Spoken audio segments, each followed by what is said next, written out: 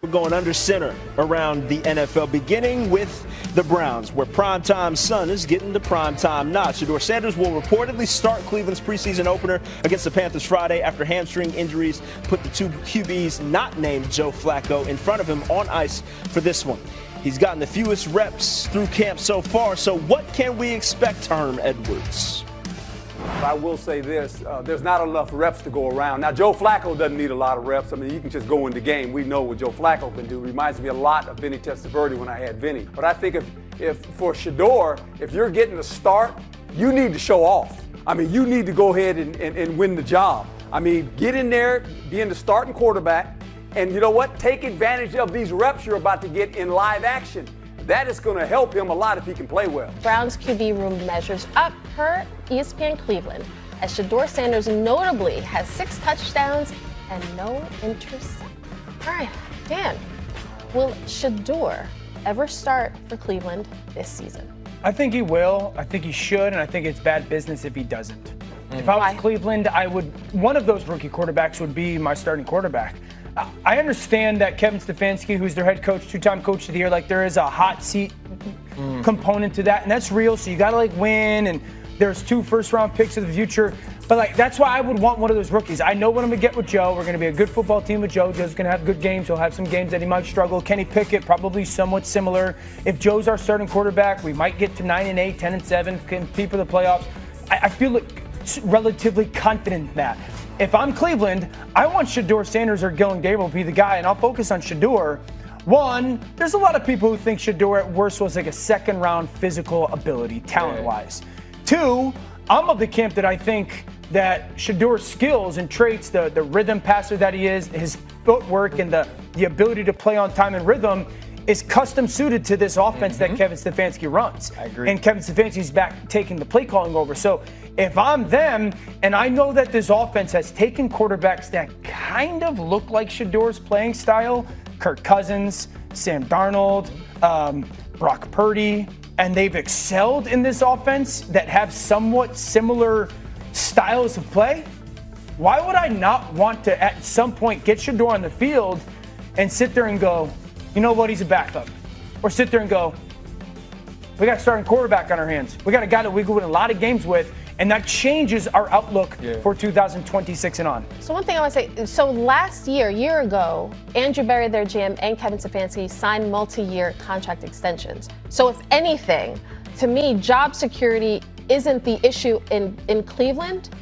I mean, it would have to be a terrible season. But to your point, I feel like they're not on the hot seat, at least right now. It feels like you should be able to have the freedom to put the young kids, see what you have, because you're not playing for your job unless things go terribly wrong. Yeah, but we've seen owners move on from guys after 1 year of hiring them. Like I don't feel like they have those sorts of attachments to coaches, but I do believe Kevin Stefanski has earned the equity to see who Shedeur Sanders is. And, I love you made a point, man. And bringing up Brock Purdy, I think you made the best point of the day, that in Kevin Stefanski's offense, in offenses along the line of the coaching lineage he comes from, you don't need the big, strong-armed, super athletic quarterback. You need anticipation. You need accuracy. You need pocket feel. And Shedeur Sanders has all of those things. And I also believe that we have to get away from the narrative of that he was drafted in the 5th round. No, he's in your building. Right. He's in your quarterback room.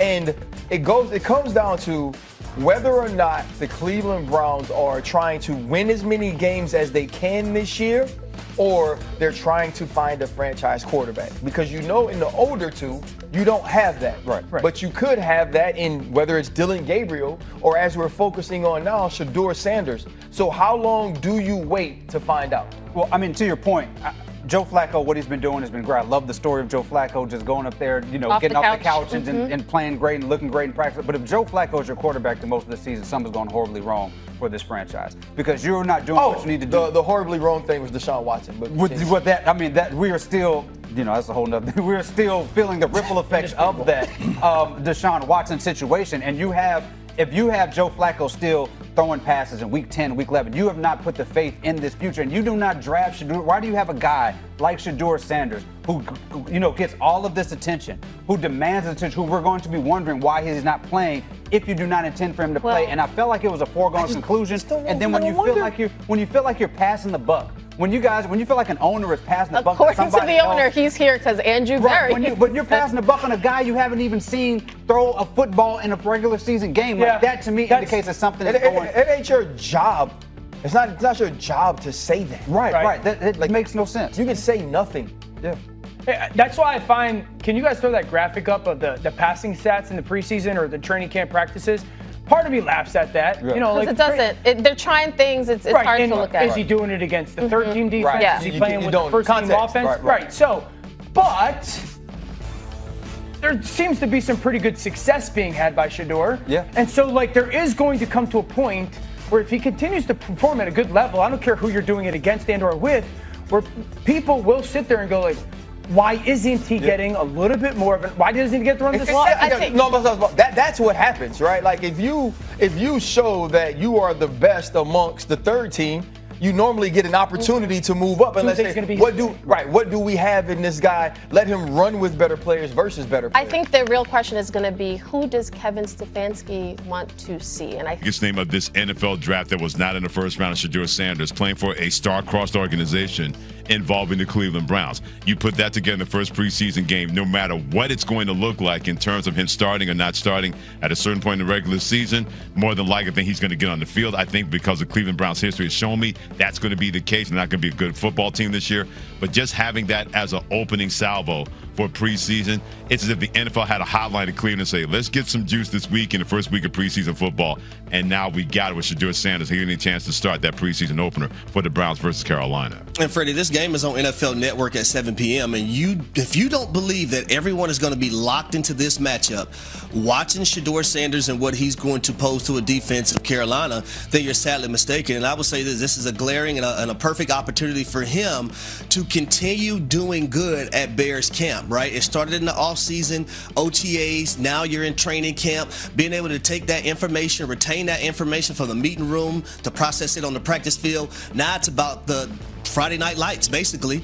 It's about going out there when the lights are bright and being able to do everything that you've been able to do in practice in a game-like situation. Now, I get it. It's not the regular season. It's preseason.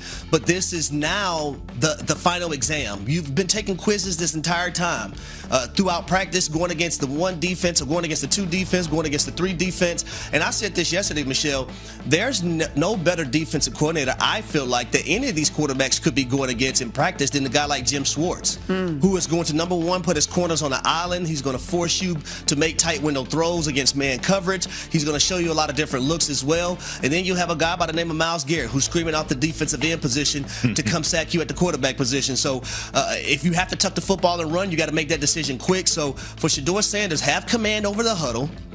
Show that you have control over the line of scrimmage. Be accurate. He's naturally an accurate passing quarterback.